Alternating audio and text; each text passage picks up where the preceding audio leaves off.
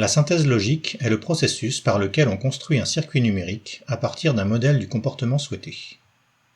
Pour illustrer cette notion, nous allons nous appuyer sur un exemple qui servira dans plusieurs chapitres du cours. Imaginons que nous souhaitions réaliser un robot capable de se déplacer dans un environnement inconnu. Dans une première version, ce robot sera piloté par un opérateur humain à l'aide d'une télécommande à 4 boutons.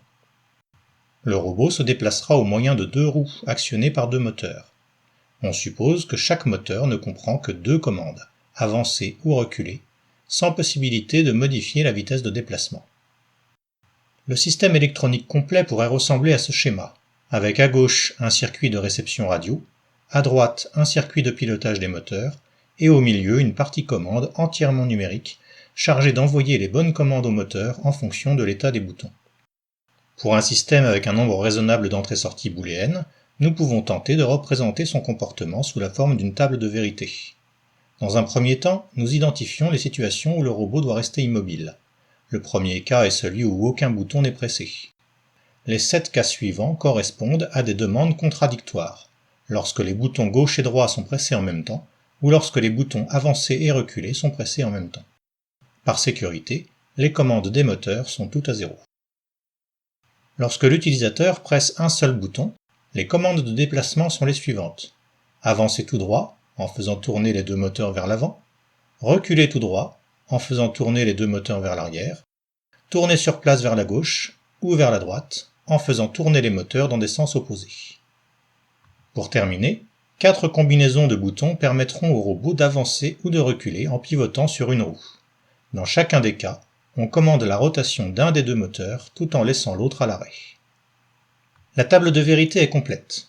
Nous pouvons observer que les 16 combinaisons possibles d'entrée ont été traitées. Nous allons à présent traduire cette table de vérité en équation logique. Dans la partie gauche de la table de vérité, nous traduisons chaque combinaison d'entrée en un terme logique utilisant les opérations et non.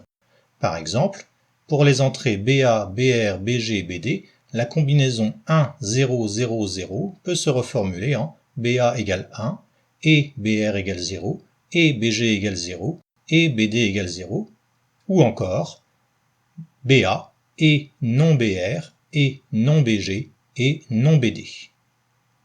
Dans la partie droite, nous allons ignorer les zéros, ce qui nous amène à éliminer les lignes où les sorties sont toutes à 0. L'équation de chaque sortie s'obtient alors en associant avec des opérations OU les termes où cette sortie vaut 1.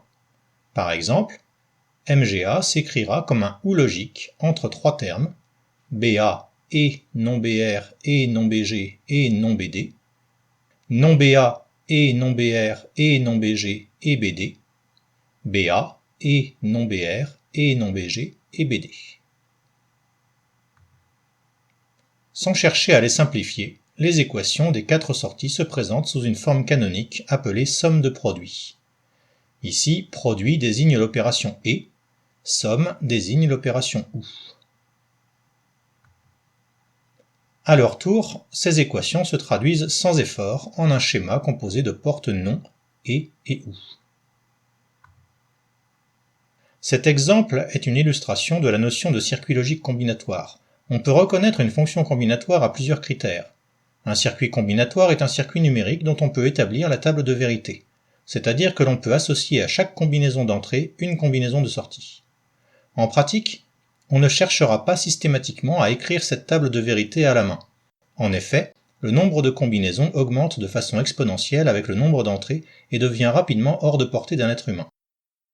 Le comportement d'un circuit combinatoire peut aussi être exprimé par une fonction, au sens mathématique du terme, qui prend des entrées booléennes et produit des résultats booléens.